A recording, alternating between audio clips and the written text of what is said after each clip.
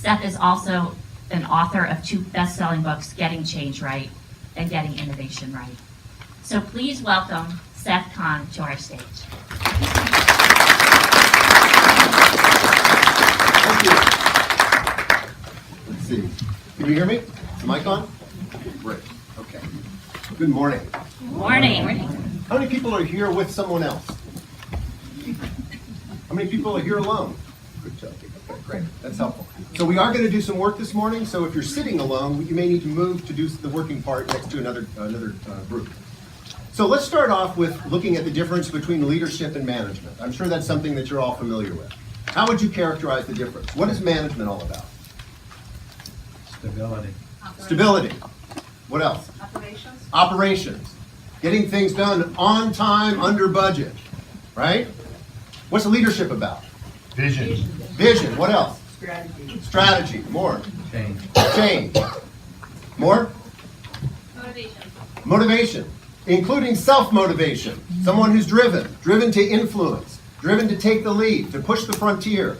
Someone who can take accountability. And if you're talking about your senior leadership team, someone who understands the pressures of the CEO, who's able to put themselves in those shoes when they make their decisions.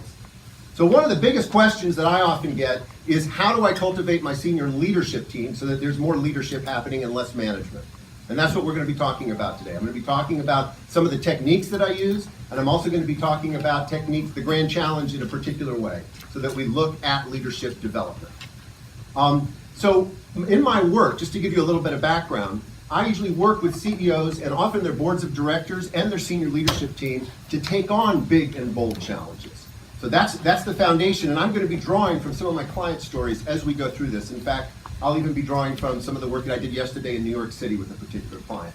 And in that case, I'm working with an organization that is currently a $500 million organization, and over the course of 5 years, they want to grow to be an $800 million organization. So we're talking about 60% growth in 5 years. That's a lot.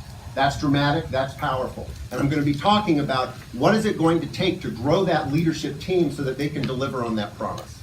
All right? I'm also going to talk about nonprofit organizations. So when a nonprofit organization takes on a grand challenge, when they put themselves in the public spotlight and start partnering with world-class organizations, how is it that they transform their organization so that they have the leadership that's required to carry out and execute? But before I go there, I just want to ask you to think about your own life for a moment and think about your own leadership development. For you personally, think about situations that drove you, that forced you, that created a container, a pressurized world where you had to rise to the occasion and you developed talent as a result of being in that pressure. Think about them privately, in your personal life, when you get called to action, or in your professional life. In 1989, I began working at the World Bank in Washington, D.C. When I first took that job, for me, it was just a job. It was not my passion. I had a different passion. I had been doing experimental theater for 10 years. I was still performing.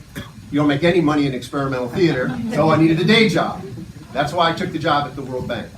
And for the first 6 or 7 years that I worked there, that's what it was. It was a way to pay my bills.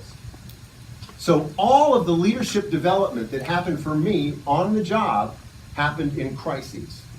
I was not one of those people who was stepping up and pushing the frontier for my boss. I was doing my very best to carry out and execute. I was doing a good job. I was getting regular promotions and salary increases. But I wasn't about leadership. I was about delivery and execution. So the only time that I actually experienced that forge was when we were in crisis. It could be that there was a deadline coming up. It could be that something went wrong in the public press and we had to respond to it. But it was always trouble. That's when the pressure came on, and that's when we were able to separate out who was going to rise to the occasion and who was not able to.